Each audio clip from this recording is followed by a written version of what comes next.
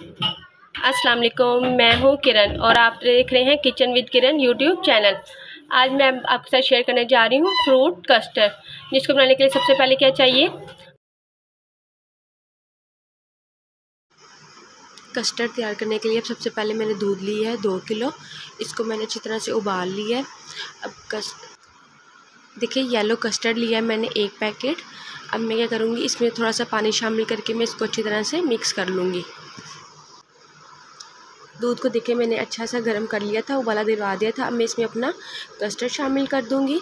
Custard शामिल करने के साथ साथ मैं इसको अच्छी तरह से हिलाती जाऊँगी ताकि हमारा कस्टर्ड नीचे ना लगे और हमारा कस्टर्ड अच्छा तैयार हो।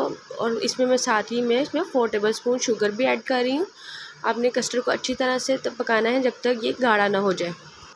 देखिए मेरा कस्टर्ड कितना अच्छा तैयार हो चुका है। अब हम क्या करेंगे, अब हम इसको अच्छी तरह से ठंडा कर लेंगे। अब फ्रूट कस्टर्ड में हम किन चीज़ों को मिक्स करेंगे। मैंने 3 अदद सेब लिए थे और 6 अदद मैंने बनाना लिए थे, इनको मैंने काट लिया। एक फ्रूट मिक्स का मैंने टीन लिया, एक छोटा टीन लिया मैंने। एक टेट्रा पैक क्रीम लिए मैंने। देखिए 25 से 30 अदद मैंने बादाम लिए हैं। काजू भी मैंने हस्बे ज़रूरत लिए हैं। अब मैं इन चीज़ों को क्या करूँगी, अपने कस्टर्ड में शामिल करूँगी।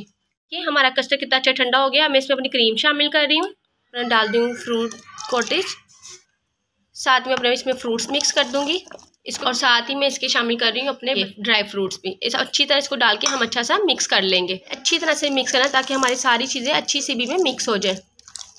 सारी चीज़ें बहुत अच्छी से मिक्स हो गई हैं। अब मैं इसको डिश आउट करूँगी। मैंने अपना fruit mix custard dish out कर लिया है और आप देख रहे हैं कितना अच्छा और कितनी आसानी से जल्दी तैयार हो गया वाला कस्टर्ड है।